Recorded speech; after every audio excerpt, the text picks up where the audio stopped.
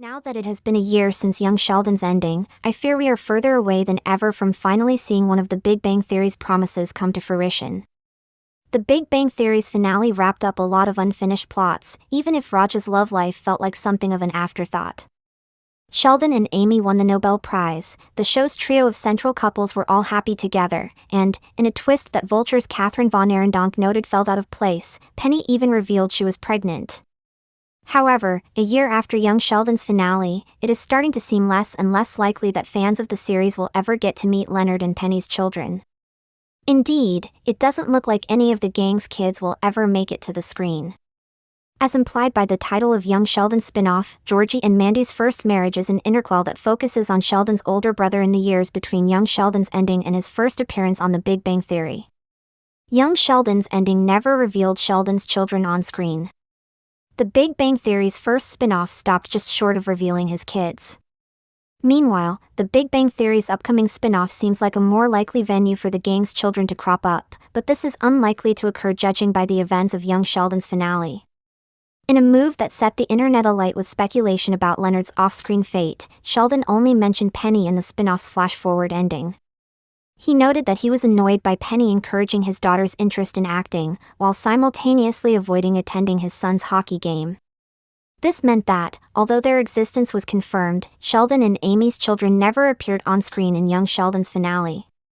This was somewhat surprising at the time, but, since only part of the episode was devoted to the older Sheldon finishing his memoirs and bickering with Amy, it also made some sort of sense.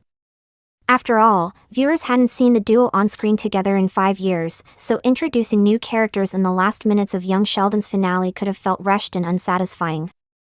However, this did mean viewers would need to wait until the next spin-off to meet them. Judging by the evidence provided in The Big Bang Theory, the sitcom has seemingly made a running joke of hiding the gang's offspring. This wouldn't be a problem if The Big Bang Theory's upcoming spin-off had any intention of introducing the gang's children, but the original show's history makes this seem vanishingly unlikely. Judging by the evidence provided in The Big Bang Theory, the sitcom has seemingly made a running joke of hiding the gang's offspring. Bernadette and Howard had a daughter who, like Harold's mother, never appeared on screen. Penny didn't become pregnant until the show's final episode, and Young Sheldon's finale confirmed the existence of Amy and Sheldon's children without ever depicting them on screen. The Big Bang Theory kept Howard and Bernadette's daughter almost entirely off-screen. The original show kept a long-running gag alive with this choice. Bernadette and Howard's daughter Hallie was born in Season 10, Episode 11, The Birthday Synchronicity, but viewers hoping to see her play a role on screen would soon be let down. Like Howard's mother, Hallie was heard but not seen for the majority of her time in the series. Hallie did briefly appear on screen in the finale, but this was mostly a way of paying off the long-running gag before the show ended for good. Despite her relatively substantial amount of story focus, Hallie received almost no screen time thanks to the show's homage to Ms. Wolowitz. Like Howard's mother, Ms. Wolowitz, Hallie's presence in the show was defined by her off-screen absence. Howard's daughter played a supporting role in 19 episodes of the series, from Bernadette discovering her pregnancy to her father helping her with her fear of the dark. Despite this relatively substantial amount of story focus, she received almost no screen time thanks to the show's homage to Ms. Wolowitz. This means viewers were deprived of any chance to properly get to know the first of the gang's children, something the sitcom franchise now seems determined to continue. The Big Bang Theory's spin-off could introduce the gang's children, but it's unlikely. The spin-off's setting makes it a believable environment for the gang's kids. At first glance, it might seem like Denise and Stuart's upcoming spin-off from The Big Bang Theory is a perfect opportunity to introduce the gang's children. After all, the new show is set in The Big Bang Theory's comic book store, which is a reasonable location for the gang to bring their children. The Big Bang Theory's heroes could bring their kids to the comic book store in the new show, thus finally facilitating their first on-screen appearances. However, Stuart and Denise's Big Bang Theory spin-off is unlikely to pull this off for one major reason. The new show is reportedly distancing itself from the original series, attempting to establish an identity of its own instead of feeling like a mere continuation of the mega hit.